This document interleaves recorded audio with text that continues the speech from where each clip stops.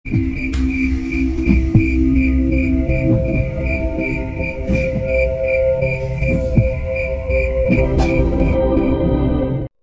dan Anjani baru saja menyelesaikan bulan madu mereka di Bali ketika mereka memutuskan untuk pindah ke sebuah desa terpencil di Jawa Tengah. Mereka telah menghabiskan sebagian besar hidup mereka di Jakarta, kota yang tak pernah tidur, dengan deru kendaraan dan polusi yang seolah-olah menjadi bagian dari udara yang mereka hirup. Namun, keduanya merasa bahwa kehidupan di kota sudah tidak lagi sesuai dengan keinginan mereka. Dimas, seorang arsitek sukses, mulai merasa jenuh dengan kehidupan yang selalu dikejar-kejar oleh tenggat waktu dan proyek-proyek yang tidak pernah berhenti datang. Sementara itu, Anjani, seorang penulis lepas, merasa bahwa inspirasi untuk tulisannya semakin lama semakin sulit didapat di tengah kebisingan dan keramaian kota. Desa yang mereka pilih untuk memulai hidup baru terletak di lembah pegunungan, jauh dari jalan utama, dan dikelilingi oleh hutan lebat serta sawah yang membentang luas. Jalan menuju desa itu cukup sulit dilalui, dengan tikungan tajam dan jalanan berbatu yang terkadang membuat mobil mereka terguncang hebat. Namun, semua kesulitan itu terasa sepadan ketika mereka akhirnya tiba di rumah baru mereka. Rumah itu merupakan warisan dari keluarga Anjani yang telah lama tak dihuni. Dengan arsitektur Jawa klasik yang dipenuhi ukiran-ukiran kayu jati, rumah itu tampak megah dan berwibawa meskipun dikelilingi oleh keheningan desa yang sunyi. Rumah ini bukanlah sekedar tempat tinggal bagi Anjani. Ia merasa rumah ini adalah bagian dari jiwanya, sesuatu yang telah menunggu untuk ditempati kembali oleh darah keturunan yang mempunyai rumah ini. Ia ingat bagaimana neneknya sering bercerita tentang rumah ini ketika ia masih kecil, bagaimana rumah ini adalah pusat dari segala tradisi dan kepercayaan keluarga mereka.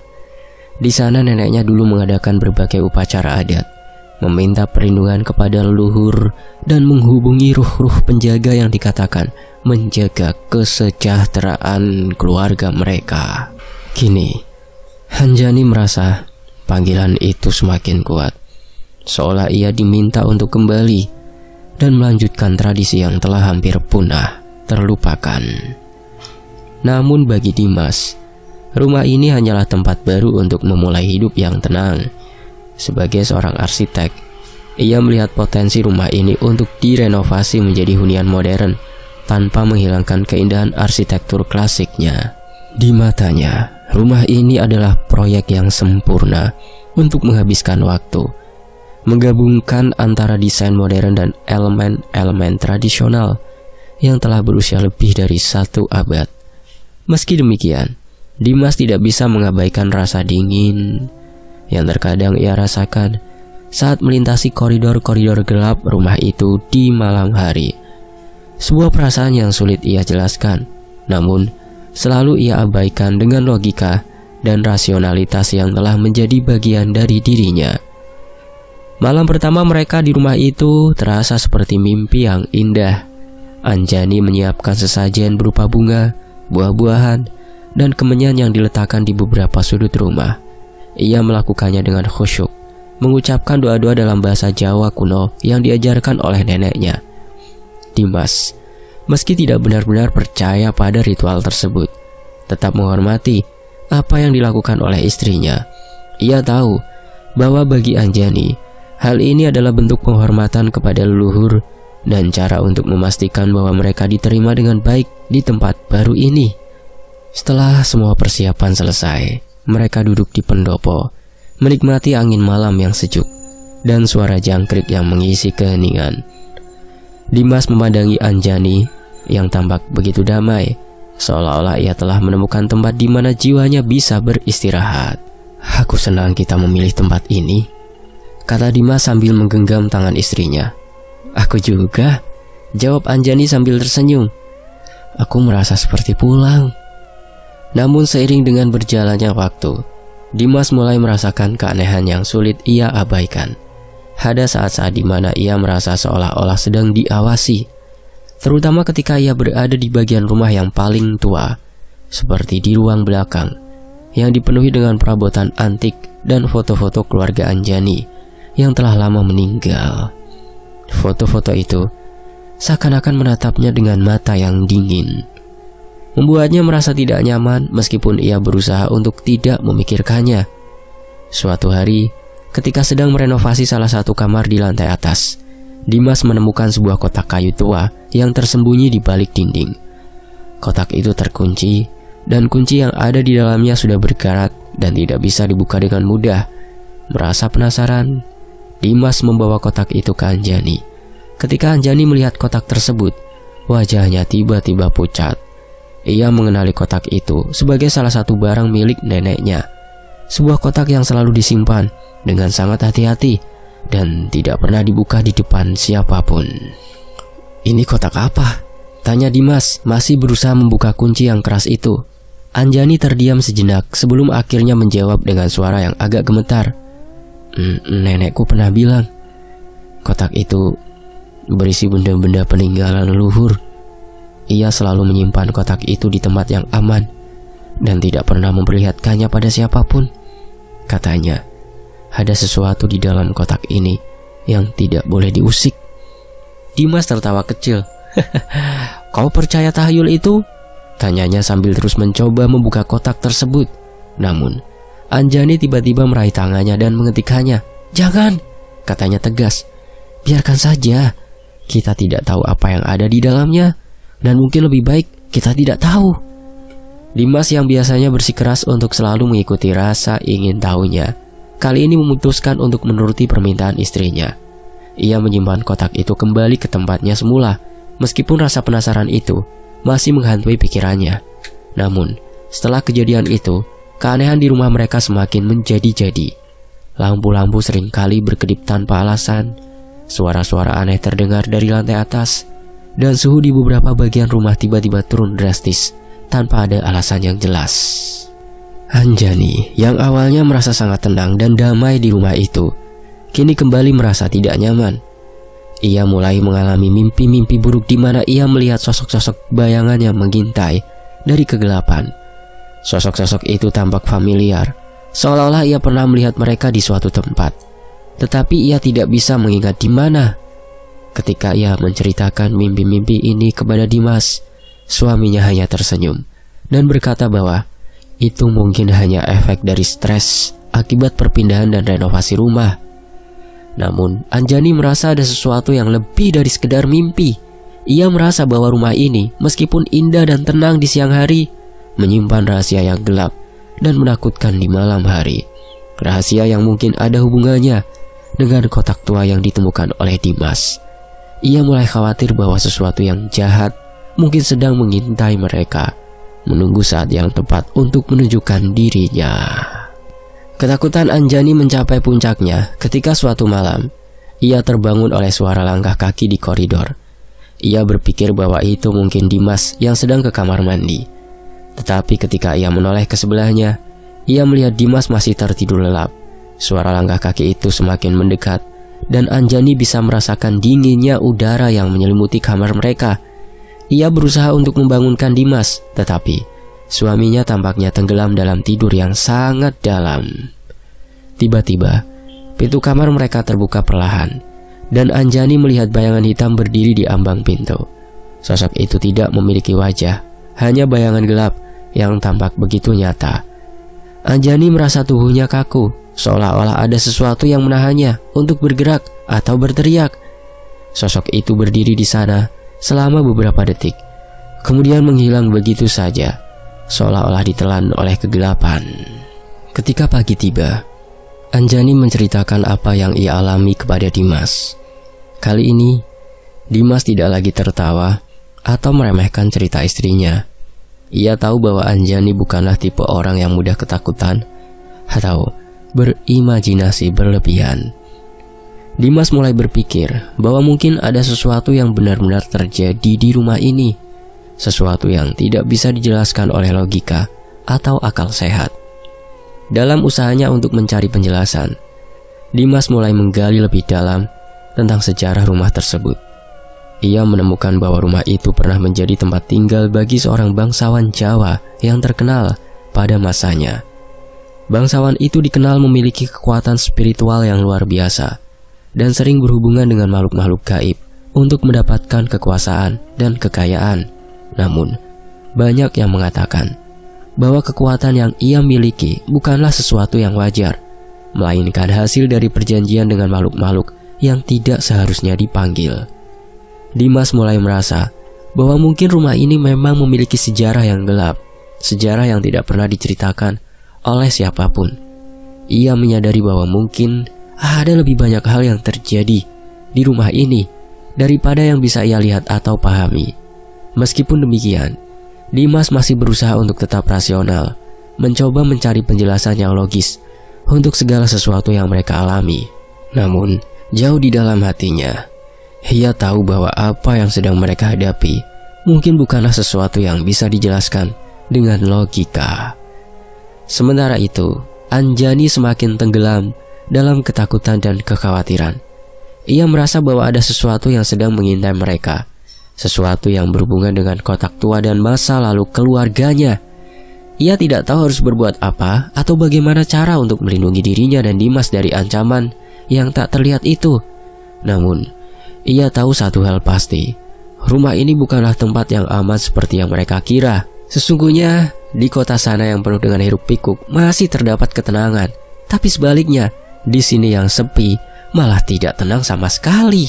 Dan mungkin kehidupan yang mereka impikan di desa terpencil ini bukanlah kehidupan yang akan mereka dapatkan.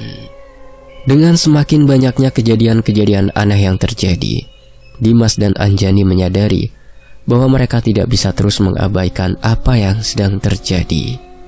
Hari-hari pertama di desa terasa seperti sebuah pelarian dari dunia yang penuh tekanan.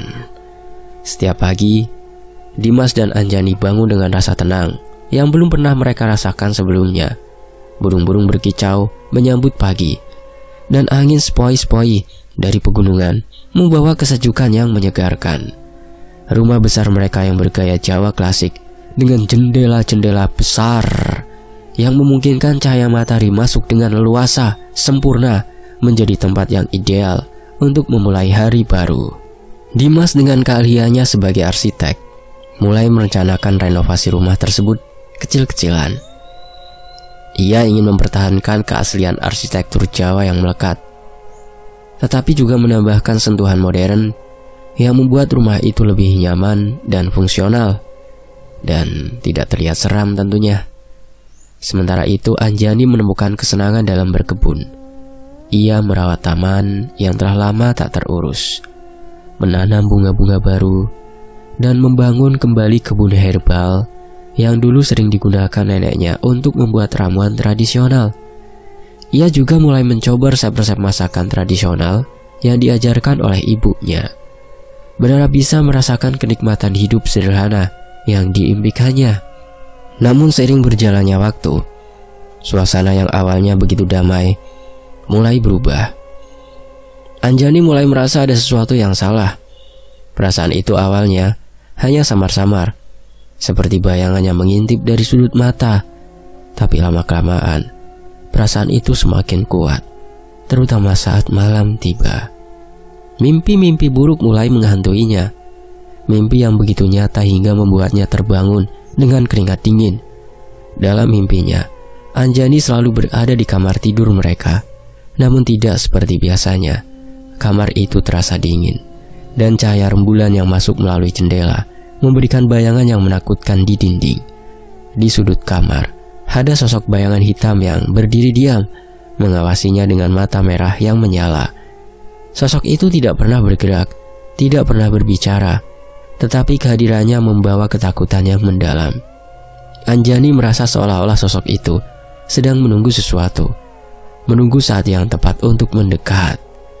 Ketika Anjani menceritakan mimpi-mimpinya kepada Dimas, suaminya hanya tersenyum dan mengatakan bahwa itu mungkin hanya efek dari kelelahan karena pindah ke tempat baru. Dimas adalah seorang yang sangat rasional dan tidak pernah percaya pada hal-hal supranatural. Baginya, segala sesuatu yang terjadi di rumah itu pasti memiliki penjelasan logis. Lampu yang seringkali berkedip bisa jadi disebabkan oleh instalasi listrik yang sudah tua, dan suara-suara aneh yang di malam hari mungkin berasal dari tikus atau hewan lain yang bersembunyi di atap. "Anjani, kamu hanya perlu sedikit bersantai," kata Dimas sambil memeluk istrinya. "Kita baru saja pindah ke sini. Banyak hal yang perlu disesuaikan. Mungkin itu yang membuat kamu merasa gelisah." Anjani mencoba menerima penjelasan Dimas, tapi hatinya tidak bisa tenang. Ada sesuatu yang berbeda dengan mimpi-mimpi itu, sesuatu yang tidak bisa dijelaskan dengan mudah. Setiap kali ia menutup mata untuk tidur, ia merasakan kehadiran sosok bayangan itu semakin kuat. Mimpi-mimpi buruknya menjadi semakin sering dan semakin jelas. Bayangan hitam yang awalnya hanya berdiri di sudut kamar, kini mulai mendekat.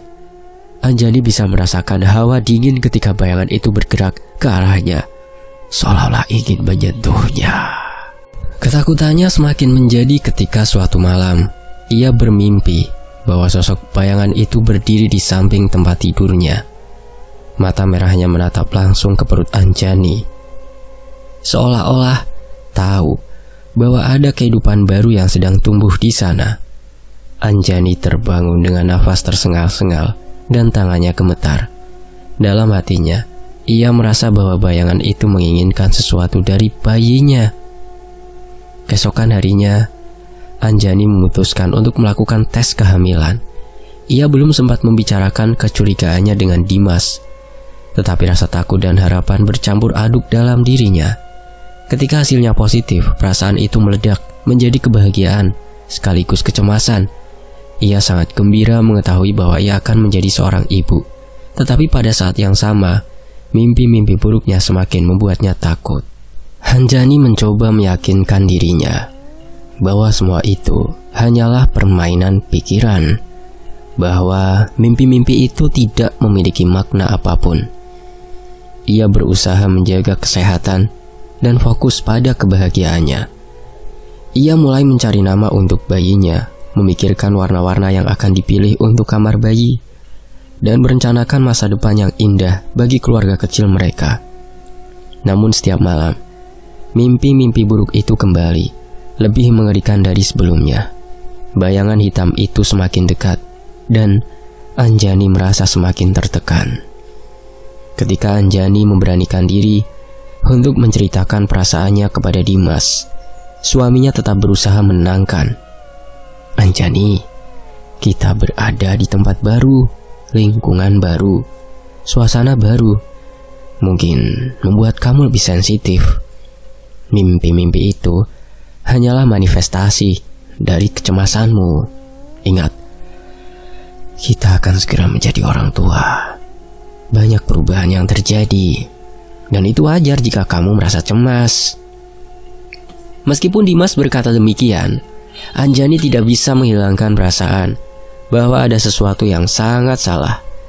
Ia mulai merasakan bahwa kehadiran bayangan itu bukan hanya sekedar mimpi, melainkan sebuah pertanda. Mungkin ini adalah cara rumah itu berusaha berkomunikasi dengannya, memberitahunya tentang sesuatu yang tidak ia ketahui. Kondisi Anjani semakin memburuk ketika ia mulai mengalami gejala-gejala aneh. Terkadang, ia merasa sangat lelah tanpa alasan. Tubuhnya terasa berat dan nafasnya tersengal-sengal. Beberapa kali ia mendapati dirinya terbangun di tengah malam dengan rasa nyeri di perutnya, seolah-olah ada yang menarik-narik dari dalam. Kunjungan ke dokter kandungan tidak menunjukkan adanya masalah fisik. Namun Anjani tahu bahwa ada sesuatu yang tidak bisa dijelaskan secara medis. Dalam kondisi yang semakin tertekan, Anjani memutuskan untuk lebih sering berdoa dan melakukan ritual-ritual kecil yang diajarkan oleh ibunya. Ia mulai menaruh sesajen di sekitar rumah, terutama di kamar tidurnya, berharap bisa mengusir bayangan hitam yang selalu muncul di mimpinya. Namun, semakin ia berusaha, semakin kuat perasaan bahwa bayangan itu tidak akan mudah diusir. Ada sesuatu yang lebih besar dan lebih gelap yang sedang mengancamnya. Sementara itu, Dimas mulai merasakan keanehan di rumah itu juga. Suara-suara aneh yang sebelumnya ia abaikan kini terdengar semakin sering. Suara langkah kaki di lantai atas saat tidak ada siapapun di sana, pintu yang berderit seolah-olah ada yang membuka dan menutupnya, serta bayangan yang melintas cepat di sudut matanya.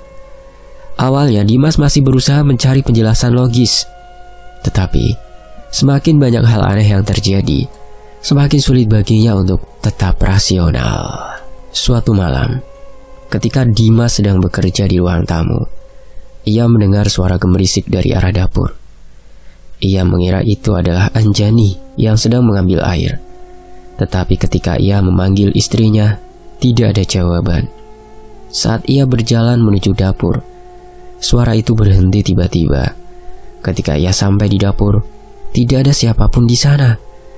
Lampu yang biasanya terang kini terasa suram, dan ada hawa dingin yang membuat bulu kuduknya berdiri. Dimas meneguk ludah dan mencoba meyakinkan dirinya bahwa itu hanya imajinasinya. Namun, ketika ia berbalik untuk kembali ke ruang tamu, ia melihat bayangan hitam yang melintas cepat di cermin dapur, sesuatu yang membuat jantungnya berdegup kencang. Pada saat yang sama, Anjani sedang berada di kamar tidur. Mencoba untuk tidur tetapi tidak bisa. Ia merasakan kecemasan yang semakin besar, seperti ada sesuatu yang akan terjadi. Tiba-tiba, perutnya terasa sakit, seperti ada yang mencengkeramnya dari dalam. Anjani menggigit bibirnya, menahan rasa sakit yang semakin menjadi.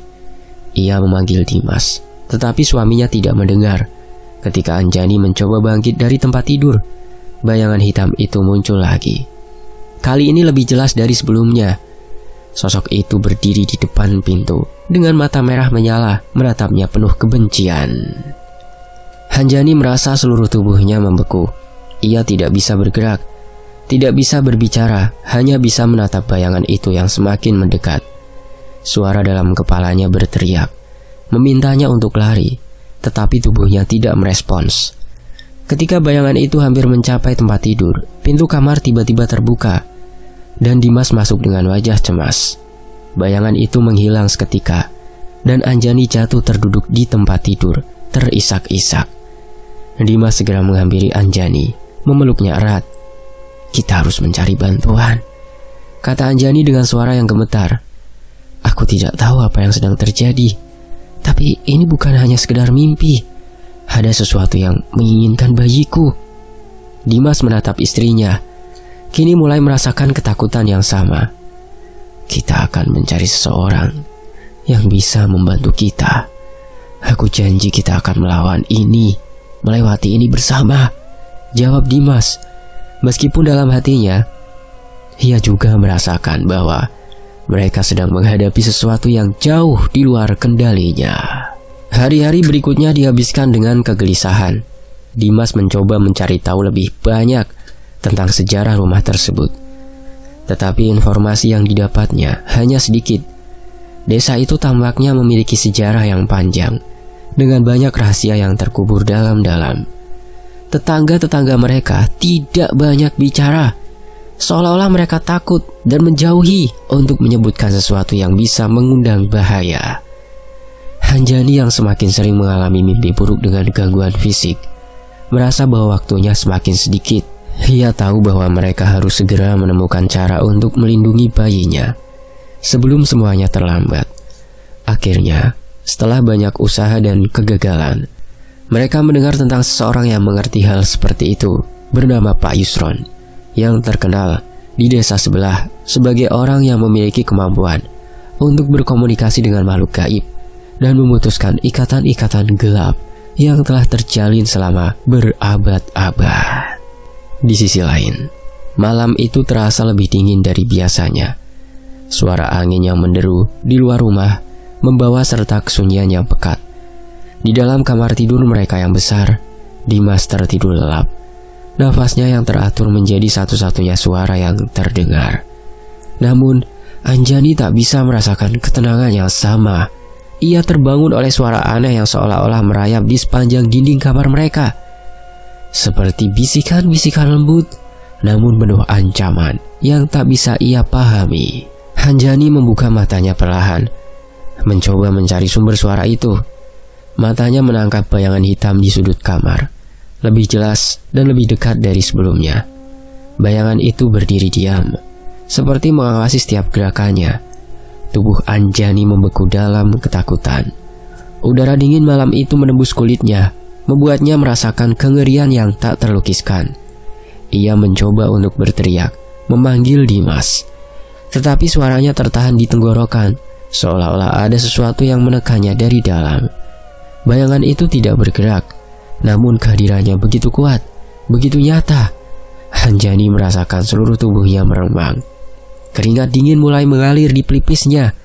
Ia tahu bahwa bayangan itu bukan sekedar ilusi, bukan sekedar mimpi buruk yang bisa diabaikan begitu saja. Ada sesuatu yang lebih besar, sesuatu yang mengancam, dan Anjani merasakan bahwa ancaman itu semakin dekat setiap harinya. Ketika bayangan itu perlahan-lahan menghilang, seperti diserap oleh kegelapan malam, Anjani akhirnya bisa bergerak. Tubuhnya terasa berat, tetapi ia berhasil duduk di tempat tidur, memandang ke arah Dimas yang masih tertidur lelap di sebelahnya. Hatinya penuh dengan kecemasan, dan ia tahu bahwa ia tidak bisa lagi mengabaikan perasaan aneh yang telah menghantuinya selama ini. Keesokan paginya, setelah Dimas pergi ke ladang untuk mengurus beberapa urusan pertanian, Anjani memutuskan untuk mencari tahu lebih banyak tentang sejarah keluarganya. Ia merasa bahwa kunci untuk memahami semua kejadian aneh yang terjadi di rumah ini terletak pada masa lalu keluarganya, pada rahasia yang mungkin telah lama terkubur. Anjani mulai dengan membuka lemari tua di ruang belakang, tempat neneknya dulu menyimpan berbagai barang-barang keluarga yang penuh kenangan. Ia menemukan album foto-foto lama, surat-surat yang telah menguning, dan beberapa buku catatan yang ditulis oleh leluhurnya. Saat Anjani membolak-balik halaman-halaman yang usang itu, ia menemukan cerita-cerita yang dulu pernah diceritakan oleh neneknya. Tetapi kali ini, cerita-cerita itu terasa lebih nyata, lebih mengerikan. Neneknya pernah bercerita bahwa leluhur mereka adalah seorang bangsawan Jawa yang sangat dihormati pada masanya. Ia dikenal memiliki kekayaan melimpah dan pengaruh besar di kalangan masyarakat. Namun neneknya juga mengingatkan bahwa kekayaan dan kekuasaan itu tidak didapatkan dengan cara yang biasa. Ada perjanjian gelap yang dibuat oleh leluhur mereka dengan makhluk gaib. Sebuah perjanjian yang menuntut harga yang sangat tinggi. Menurut cerita yang tertulis di catatan neneknya, perjanjian itu dibuat dalam sebuah upacara rahasia yang dilakukan di sebuah tempat keramat di dalam hutan. Di tempat itu, leluhur mereka memanggil makhluk gaib yang sangat kuat yang menawarkan kekayaan dan kekuasaan sebagai imbalan. Namun makhluk itu tidak memberi apa-apa secara cuma-cuma. Sebagai gantinya, ia meminta agar setiap beberapa generasi keturunan dari keluarga tersebut harus menyerahkan seorang anak sebagai tumbal, sebagai bagian dari perjanjian yang tidak bisa dibatalkan. Saat Anjani mendengar cerita itu dahulu, ia menganggapnya hanya sebagai dongeng yang diceritakan untuk menakut-nakuti anak-anak. Tapi sekarang, dengan semua kejadian aneh yang ia alami, ia mulai berpikir bahwa mungkin cerita neneknya itu lebih dari sekedar mitos. Mungkin ada kebenaran yang tersembunyi di balik perjanjian tersebut. Dan mungkin bayinya adalah anak yang ditagih oleh makhluk gaib itu. Anjani mulai merasakan kecemasan yang semakin menjadi-jadi. Ia menyadari bahwa rumah yang mereka tempati sekarang bukanlah rumah biasa. Rumah itu telah diwariskan dari generasi ke generasi, selalu ditempati oleh keturunan langsung dari leluhur mereka. Dan sekarang giliran Anjani mulai merasa bahwa mungkin ada alasan yang lebih besar mengapa rumah itu begitu penting dalam keluarga mereka. Ia mulai mengingat kembali detail-detail yang pernah diceritakan oleh neneknya. Neneknya seringkali berbicara tentang roh-roh penjaga yang tinggal di rumah itu. Roh-roh yang diutus oleh leluhur mereka untuk melindungi keluarga dari segala ancaman. Namun neneknya juga memperingatkan bahwa ruh-ruh itu bisa menjadi sangat berbahaya jika mereka merasa dilanggar atau tidak dihormati. Anjani merasa bahwa mungkin roh-roh itu sekarang sedang marah atau merasa terancam, dan itulah sebabnya mereka muncul dalam bentuk bayangan hitam yang mengerikan. Anjani menghabiskan beberapa hari berikutnya mencoba untuk menghubungi kerabat-kerabat yang lebih tua, berharap mendapatkan lebih banyak informasi tentang masa lalu keluarganya. Namun, sebagian besar dari mereka tampaknya enggan untuk berbicara tentang hal-hal yang berhubungan dengan perjanjian gaib atau roh-roh penjaga. Mereka hanya memberikan jawaban yang samar dan berusaha mengalihkan pembicaraan ke topik lain. Akhirnya, Anjani berhasil berbicara dengan salah satu sepupunya yang masih tinggal di desa yang sama. Sepupunya seorang wanita tua yang sudah lama hidup sendiri, tampak lebih terbuka untuk membicarakan hal-hal yang telah lama tersembunyi dari keluarga mereka. Ketika Anjani menceritakan mimpinya dan bayangan hitam yang selalu muncul, sepupunya mendengarkan dengan cermat dan wajahnya berubah menjadi serius. "Kamu bukan yang pertama mengalami ini, Anjani," kata sepupunya dengan suara pelan. "Ada generasi sebelum kamu yang juga mengalami hal serupa. Mereka juga diganggu oleh bayangan hitam itu, terutama ketika salah satu dari mereka sedang mengandung. Dulu nenekmu selalu bilang bahwa itu adalah peringatan, tanda bahwa makhluk gaib yang membuat perjanjian dengan leluhur kita sedang menagih janjinya." Anjani merasa jantungnya berdegup kencang. Lalu apa yang terjadi pada mereka? Apakah mereka bisa lepas dari perjanjian itu? Sepupunya menghela nafas panjang, seolah-olah mengingat masa lalu yang suram. "Beberapa dari mereka berhasil selamat, tapi tidak semuanya. Nenekmu dulu melakukan berbagai ritual untuk melindungi keluarga kita, tapi hasilnya tidak selalu sama. Ada yang berhasil, ada juga yang tidak. Itu tergantung pada seberapa kuat tekad mereka dan seberapa besar pengorbanan yang mereka siap lakukan." Anjani merasakan ketakutan yang semakin mendalam. Ia tahu bahwa ia harus melakukan sesuatu untuk melindungi bayinya, tetapi ia juga merasa bingung tentang apa yang harus dilakukan. Semua yang ia pelajari dari neneknya seolah-olah tidak cukup untuk menghadapi ancaman sebesar ini. Ia merasa terjebak di antara masa lalu yang gelap dan masa depan yang penuh ketidakpastian. Setelah pembicaraan itu, Anjani kembali ke rumah dengan perasaan yang campur aduk. Ia merasa bahwa waktu semakin mendesak, dan ia harus segera menemukan cara untuk mengatasi situasi ini sebelum terlambat. Namun, ia tahu bahwa ia tidak bisa melakukannya sendirian. Ia membutuhkan bantuan seseorang yang memiliki pengetahuan dan kekuatan untuk melawan makhluk gaib yang menuntut janji leluhur mereka. Sementara itu, malam itu, ketika Dimas kembali ke rumah, Anjani menceritakan semua yang telah ia pelajari. Dimas yang awalnya skeptis mulai merasakan ketegangan yang semakin meningkat di dalam rumah mereka. Meskipun ia masih sulit untuk sepenuhnya mempercayai cerita tentang perjanjian gaib dan roh-roh penjaga, ia tidak bisa mengabaikan apa yang telah dialami oleh Anjani dan dirinya sendiri. "Aku tahu ini terdengar gila, Dimas, tapi kita harus mencari bantuan," kata Anjani dengan suara gemetar. "Aku tidak bisa menghadapi sendirian. Bayangan itu menginginkan bayiku, dan kita harus menghentikannya sebelum terlambat." Dimas memandang wajah istrinya yang penuh kecemasan dan ketakutan. Ia tahu bahwa ini adalah sesuatu yang tidak bisa ia abaikan lagi. "Baiklah," katanya akhirnya, "kita akan mencari bantuan. Apapun yang terjadi, kita akan melawan ini bersama-sama." Anjani dan Dimas memutuskan langsung untuk menemui Pak Yusron, meskipun mereka tahu bahwa apa yang akan mereka hadapi mungkin lebih menakutkan dari apa yang mereka bayangkan. Mereka tidak punya pilihan lain selain melawan demi keselamatan anak mereka yang akan segera lahir. Keesokan harinya, mereka menuju ke rumah Pak Yusron yang terletak di pinggir desa, di tengah-tengah hutan kecil yang dipenuhi pepohonan tua. Jalan menuju rumahnya begitu sunyi, seolah-olah mereka sedang memasuki dunia lain. Ketika mereka tiba di rumah Pak Yusron, mereka disambut oleh suasana yang tenang, namun penuh dengan kekuatan yang tidak terlihat. Pak Yusron, seorang pria tua dengan sorot mata yang tajam dan penuh kebijaksanaan, mendengarkan cerita mereka dengan cermat. Setelah mendengar semuanya, ia mengangguk perlahan, seolah-olah mengerti apa yang sedang terjadi. "Perjanjian ini sudah lama sekali dibuat," kata Pak Yusron dengan suara rendah. "Tetapi bukan berarti tidak bisa diputus. Dengan izin Tuhan, kita akan berusaha untuk melawan ini. Tapi kalian harus siap menghadapi segala kemungkinan.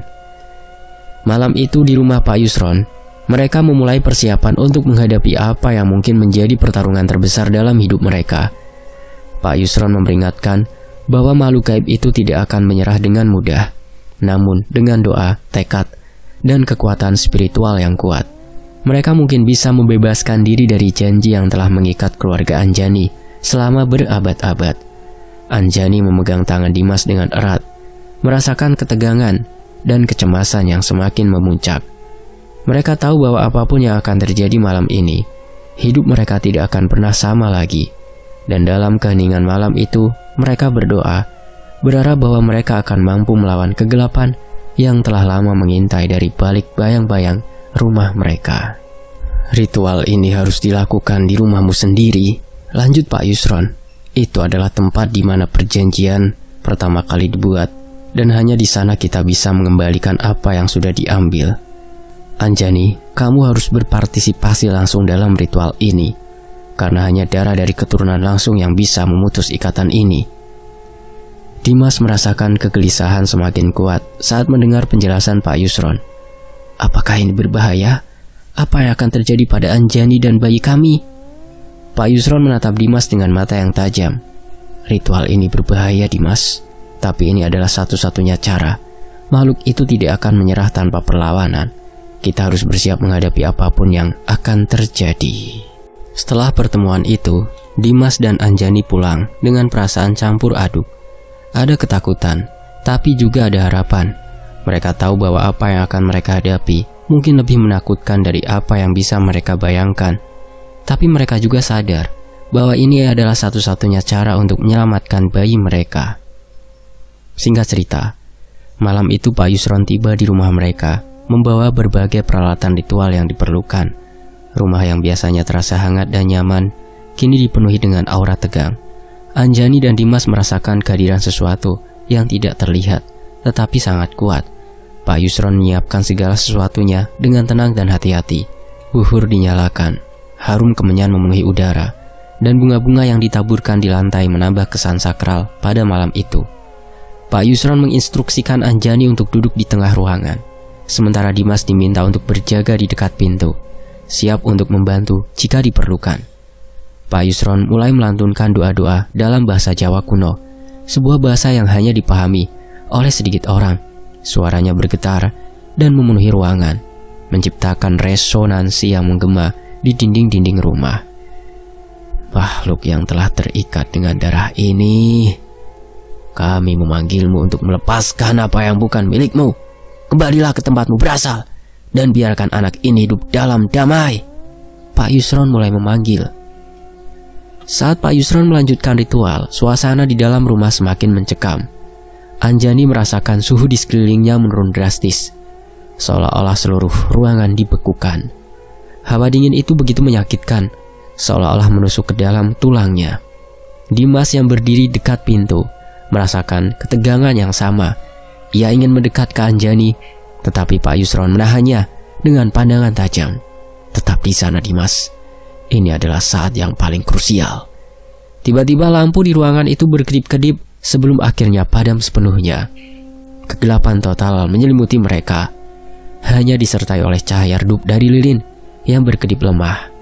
Dalam kegelapan itu, Anjani merasakan kehadiran bayangan hitam yang selama ini menghantuinya. Bayangan itu muncul lebih jelas dari sebelumnya, dengan mata merah menyala yang menatapnya penuh kebencian. Pak Yusron meningkatkan intensitas doanya, suaranya semakin lantang dan tegas. Kamu tidak memiliki kuasa di sini. Dengan nama leluhur yang telah kamu ikat, kami perintahkan kau untuk pergi. Namun makhluk itu tampaknya tidak ingin menyerah dengan mudah. Bayangan hitam itu mulai bergerak menuju Anjani, seolah-olah ingin meraihnya. Anjani merasakan ketakutan yang luar biasa, tetapi ia tahu bahwa ia harus tetap tenang. Ia memejamkan mata, berusaha fokus pada doa-doa yang diucapkan oleh Pak Yusron. Di tengah kegelapan itu, Anjani merasakan sesuatu yang aneh, seperti ada aliran energi yang kuat yang mulai mengalir melalui tubuhnya, seolah-olah ada kekuatan yang lebih besar yang berusaha melindunginya. Ia merasakan hawa dingin itu mulai mereda, digantikan oleh kehangatan yang lembut namun kuat. Tiba-tiba, sebuah cahaya terang muncul dari tubuh Anjani, menyebar ke seluruh ruangan dan mengusir kegelapan yang melingkupi mereka. Bayangan hitam itu tampak mundur, seolah-olah takut pada cahaya tersebut. Pak Yusron melanjutkan doanya dengan semangat yang lebih besar, dan cahaya itu semakin kuat, hingga akhirnya mengisi seluruh ruangan dengan kehangatan yang menenangkan. Bayangan hitam itu akhirnya menghilang, diserap oleh cahaya yang telah memenuhi ruangan. Ketika semuanya berakhir, Anjani jatuh lemas. Tetapi dengan perasaan lega yang mendalam, Dimas segera berlari menghampirinya, memeluknya erat. "Kamu baik-baik saja?" tanyanya dengan suara penuh kekhawatiran. Anjani mengangguk lemah. Aku merasa seperti telah terbebas dari sesuatu yang sangat gelap." Pak Yusron mendekati mereka dengan senyum tipis di wajahnya. "Kalian telah berhasil. Tali tumbal itu telah diputuskan. Makhluk itu tidak akan lagi mengganggu kalian atau bayi kalian." Malam itu untuk pertama kalinya dalam waktu yang lama semenjak pindah, Anjani bisa tidur dengan tenang. Mimpi buruk yang selama ini menghantui dirinya hilang sepenuhnya, digantikan oleh mimpi-mimpi indah tentang masa depan bersama bayinya. Dimas merasa bersyukur bahwa mereka telah melalui semuanya dengan selamat, meskipun ia tahu bahwa apa yang telah mereka hadapi adalah sesuatu yang tidak akan pernah bisa ia lupakan. Keesokan harinya, ketika Pak Yusron berpamitan, ia memberikan sebuah kitab kecil kepada Anjani. Sebuah jimat yang dibuat dari bahan-bahan alami dan diisi dengan doa-doa perlindungan. "Simpan ini di dekat bayi kalian setelah ia lahir," kata Pak Yusron. "Ini akan melindunginya dari segala kejahatan atas izin Tuhan." Anjani menerima jimat itu dengan rasa syukur yang mendalam. Ia tahu bahwa mereka telah melewati cobaan yang sangat besar, dan meskipun semuanya tampak telah kembali normal, ia tidak akan pernah melupakan pengalaman mengerikan yang mereka alami. Namun ia juga merasa lebih kuat sekarang, dengan keyakinan bahwa mereka telah mengatasi sesuatu yang sangat gelap dan mengancam, dan keluar sebagai pemenang. Dengan berlalunya waktu, kehamilan Anjani berjalan dengan lancar, dan ketika akhirnya bayi mereka lahir, ia adalah anak yang sehat dan penuh kebahagiaan. Dimas dan Anjani menamai putra mereka Raka, yang berarti purnama dalam bahasa Jawa, sebagai simbol cahaya yang telah mengusir kegelapan yang mengancam keluarga mereka. Selesai. Demikianlah sebuah kisah, semoga terhibur. Mohon maaf kalau ada salah kata. Fakta Sejarah pamit. Wassalamualaikum. Sampai jumpa di kisah lainnya. Tetap di Fakta Sejarah. Alhamdulillah.